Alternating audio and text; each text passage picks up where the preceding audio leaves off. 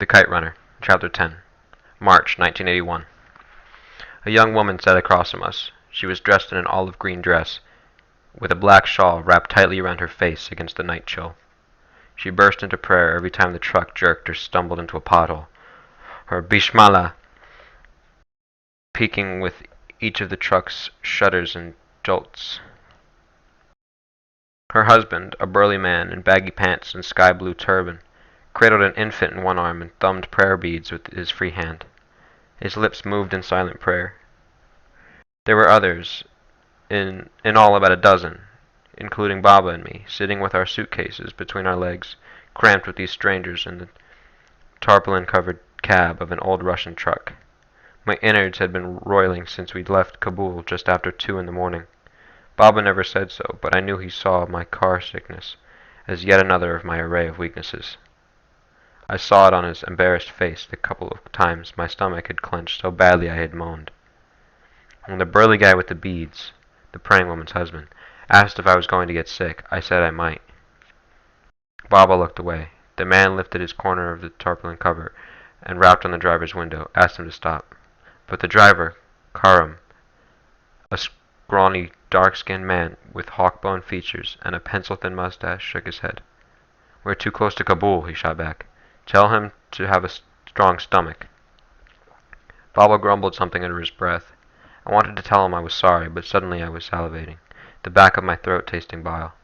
I turned it around, lifted the tarpaulin, and threw up over the side of the moving truck. Behind me, Baba was apologizing to the other passengers, as if car sickness was a crime. As if you weren't supposed to get sick when you were 18. I threw up one more time before Karim agreed to stop, mostly so I wouldn't stink up his vehicle, the instrument of his livelihood. Karim was a people smuggler. It was a pretty lucrative business then, driving people out of Sharwi occupied Kabul to the relative safety of Pakistan. It was taking us to Jalalabad, about 170 kilometers southeast of Kabul, where his brother, Tur, who had a bigger truck with a second convoy of refugees, was waiting to drive us across the Khyber Pass and into Peshawar. They were a few kilometers west of Mahipar Falls when Karim pulled to the side of the road. Mahipar, which means flying fish, was a high summit with a precipitous drop overlooking the hydro plant the Germans had built for Afghanistan back in 1967. Bob and I had driven over the summit countless times on our way to Jalalabad, the city of cypress trees and sugarcane fields where Afghans vacationed in the winter. I hopped down the back of the truck and lurched to the dusty embankment on the side of the road. My mouth filled with saliva, a sign of the retching that has yet to come. I stumbled to the edge of the cliff overlooking the deep valley that was shrouded in darkness. I stooped, hands on my kneecaps, and waited for the bile. Somewhere a branch snapped, and an owl hooted. The wind, soft and cold, clicked through tree branches and stirred the bushes that sprinkled the slope. And from below, the faint sound of water tumbling through the valley. Standing on the shoulder of the road, I thought of the way we'd left the house where I'd lived my entire life, as if we were going out for a bite. Dishes smeared with kofta piled in the kitchen sink, laundry in the wicker basket in the foyer, beds unmade, Baba's business suits hanging in the closet, tapestries still hung on the walls of the living room, my mother's books still crowded the shelves in Baba's study. The signs of our elopement were subtle. Our parents' wedding picture was gone, as was the grainy photograph of my grandfather and King Nader Shah standing over the dead deer. A few items of clothing were missing from their closets. The leather-bound notebook Rahim Khan had given me 5 years earlier was gone. In the morning, Jalaluddin, our 7th servant in 5 years, would probably think we'd gone out for a stroll or a drive. We hadn't told him. We couldn't trust anyone in Kabul anymore. For a fee or under threat, people told each other. Neighborhood on neighborhood. Child on parent. Brother on brother. Servant on master. Friend on friend. I thought of the singer Ahmad Zahir, who had played the accordion at my 13th birthday. He had gone for a drive with some friends, and someone had later found his body on the side of the road, a bullet in the back of his head. The Rafiqs, the comrades, were played everywhere, and they'd split Kabul into two groups, those who eavesdropped and those who didn't. The tricky part was that no one knew who belonged to which. A casual remark to the tailor while getting fitted for a suit might land you in the dungeons of Charky. Complain about the curfew to the butcher, and the next thing you knew, you're behind bars staring at the muzzle of the Kalashnikov. Even at the dinner table, in the privacy of their homes, people had to speak in a calculated manner. The Rafiks were in the classrooms, too. They taught children to spy on their parents, what to listen for, whom to tell. What was I doing on this road in the middle of the night? I should have been in bed, under my blanket, a book with dog-eared pages at my side. This had to be a dream, it had to be. Tomorrow morning, I'd wake up, peek out the window. No grim-faced Russian soldiers patrolling the sidewalks. No tanks rolling up and down the streets of my city, their turrets swiveling like accusing fingers. No rubble, no curfew, no Russian army personnel carriers weaving through the bazaars. Then, behind me, I heard Baba and Karim discussing the arrangement in Jalabad over a smoke. Karim was reassuring Baba that his brother had a big truck of excellent and first-class quality, and that the trek to Peshawar would be very routine. He could take you there with his eyes closed, Karim said. I overheard him telling Baba how he and his brother knew the Russian and Afghan soldiers who worked the checkpoints, how they had set up a mutually profitable arrangement. This was no dream. As if on cue, a MiG suddenly screamed past overhead. Karim tossed his cigarette and produced a handgun from his waist, pointing it to the sky and making shooting gestures. He spat and cursed at the MiG. I wondered where Hassan was. Then the inevitable. I vomited on a tangle of weeds, my retching and groaning drowned in the deafening roar of the MiG. We pulled up to the checkpoint at Mahipart 20 minutes later. Our driver let the truck idle and hopped down to greet the approaching voices. His feet crushed gravel. Words were exchanged, brief and hushed. A flick of a lighter. Spasiba. Another flick of the lighter. Someone laughed, a shrill, cackling sound that made me jump. Baba's hand clamped down on my thigh. The laughing man broke into song, a slurring, off-key rendition of an old Afghan wedding song, delivered with a thick Russian accent. Boot heels clicked on asphalt.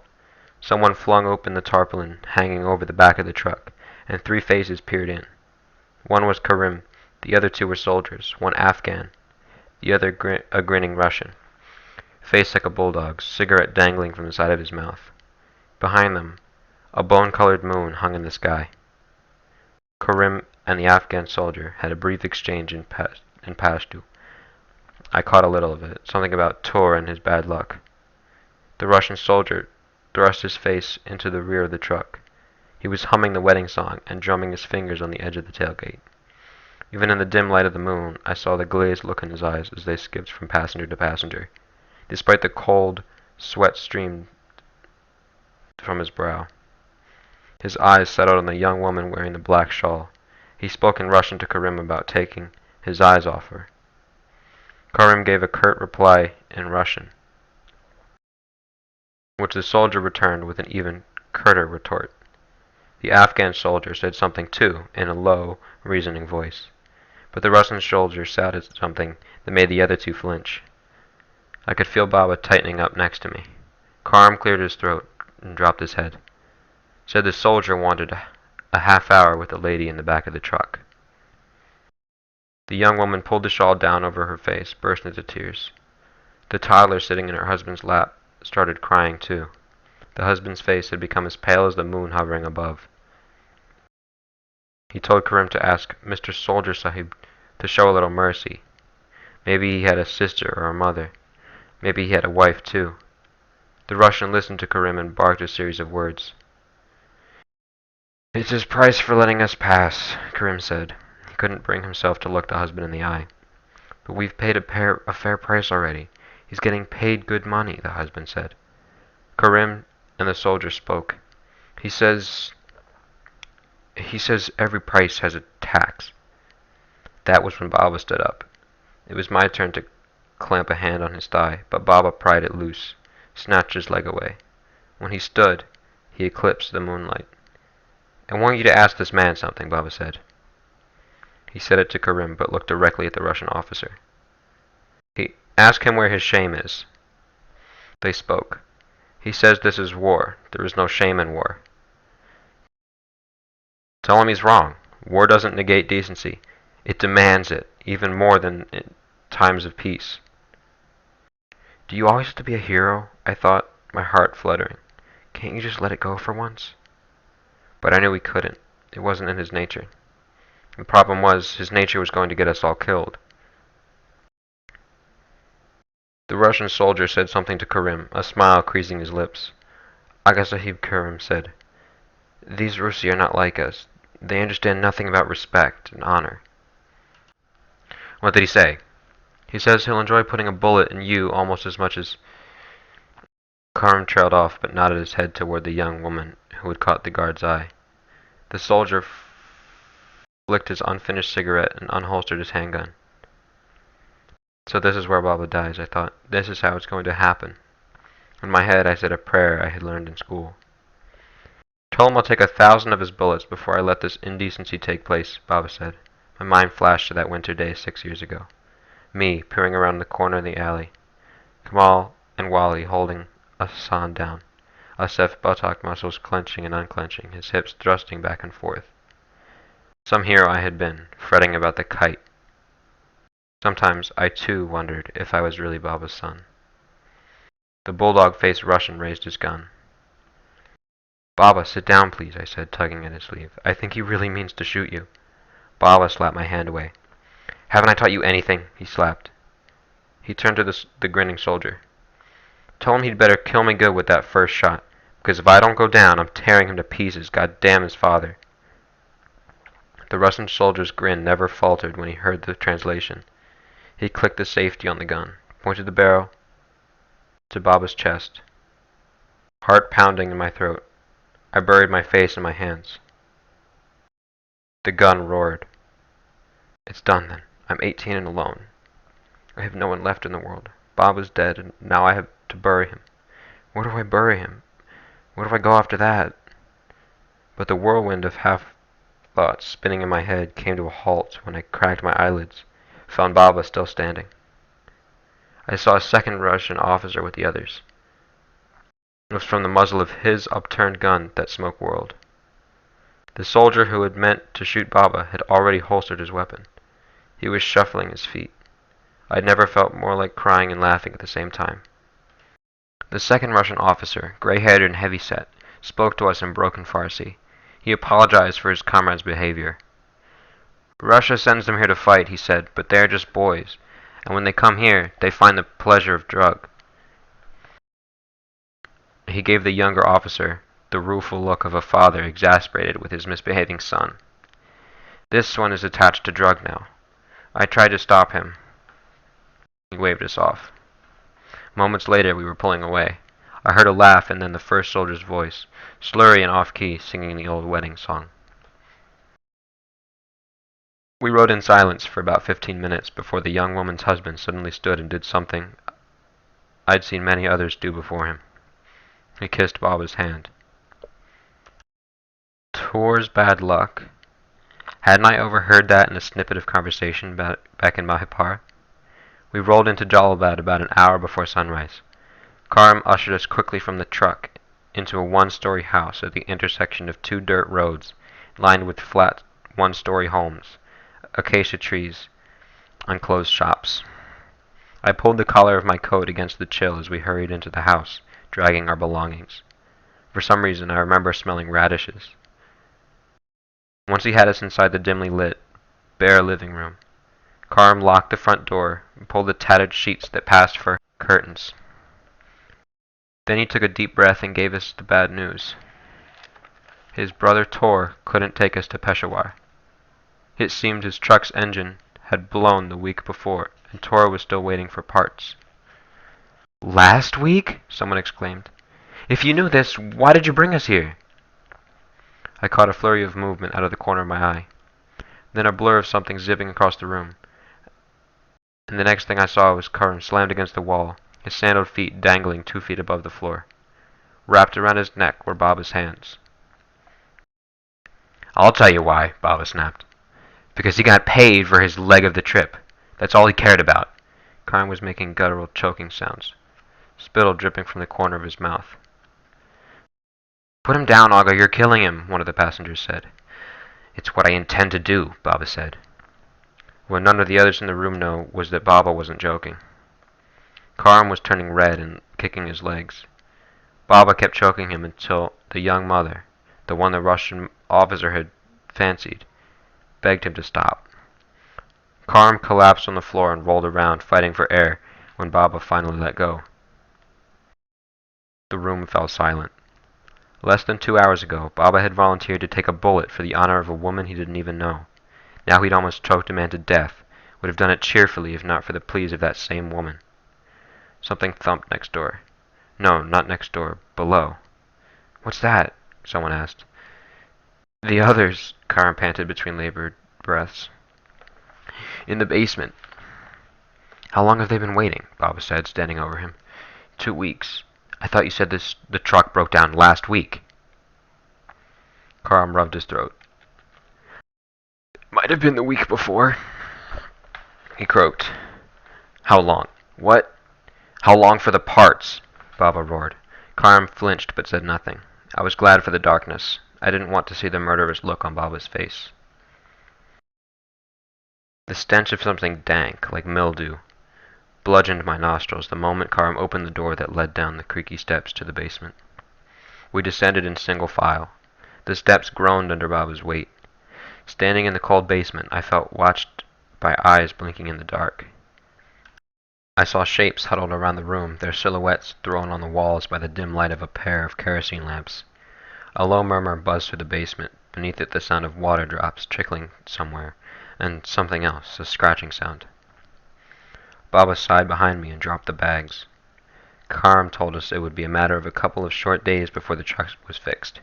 Then we'd be on our way to Peshawar. On to freedom. On to safety. The basement was our home for the next week, and by the 3rd night, I discovered the source of the scratching sounds. Rats. Once my eyes adjusted to the dark, I counted about 30 refugees in that basement. We sat shoulder to shoulder along the walls, ate crackers, bread with dates, and apples. That first night, all the men prayed together. One of the refugees asked Baba why he wasn't joining them. "God is going to save us all. Why don't you pray to him?" Baba snorted a pinch of his snuff, stretched his legs. "What'll save us is 8 cylinders and a good carburetor." That silenced the rest of them for good about the matter of God. It was later that first night when I discovered that 2 of the people hiding with us were Kamal and his father. That was shocking enough, seeing Kamal sitting in the basement just a few feet away from me. But when he and his father came over to our side of the room, and I saw Kamal's face, really saw it, he had withered. There was simply no other word for it. His eyes gave me a hollow look with no recognition at all registered in them. His shoulders hunched and his cheeks sagged like they were too tired to cling to the bone beneath. His father, who'd owned a movie theater in Kabul, was telling Baba how 3 months before, a stray bullet had struck his wife in the temple and killed her. Then he told Baba about Kamal. I caught only snippets of it. Should have never let him go alone. Always so handsome, you know. 4 of them. Tried to fight. God took him, bleeding down there. His pants. Doesn't talk anymore, just stares. There would be no truck, Karim told us after we'd spent a week in the rat-infested basement. The truck was beyond repair. "There is another option," Karim said, his voice rising amid the groans. His cousin owned a fuel truck and had smuggled people with it a couple of times. He was here in Jalalabad and could probably fit us all. Everyone except an elderly couple decided to go. We left that night, Baba and I, Kamal and his father, the others. Karim and his cousin, a square-faced, balding man named Aziz, helped us get into the fuel truck. One by one, we mounted the idling truck's rear deck, climbed in the rear access ladder, and slid down into the tank. I remember Baba climbed halfway up the ladder, hopped back down, and fished the snuff box from his pocket. He emptied the box and picked up a handful of dirt from the middle of the unpaved road. He kissed the dirt, poured it into the box, stowed the box in his breast pocket next to his heart. Panic. You open your mouth. Open it so wide your jaws creak. Now order your lungs to draw air. Now! You need air. Need it now. But your airways ignore you. They collapse, tighten, squeeze, and suddenly you're breathing through a drinking straw. Your mouth closes and your lips purse, and all you can manage is a strangling croak. Your hands wriggle and shake. Somewhere a dam has cracked open, and a flood of cold sweat spills, drenches your body. You want to scream. You would if you could, but you have to breathe to scream. Panic. The basement had been dark. The fuel tank was pitch black. I looked right, left, up, down, waved my hands in front of my eyes. Didn't see so much as a hint of movement. I blinked and blinked again. Nothing at all. The air wasn't right. It was too thick, almost solid. Air wasn't supposed to be solid. I wanted to reach out with my hands, crush the air into little pieces, and stuff them down my windpipe. And the stench of gasoline. My eyes stung from the fumes, like someone had peeled my lids back and rubbed a lemon on them. My nose caught fire with each breath. You could die in a place like this, I thought. A scream was coming. Coming.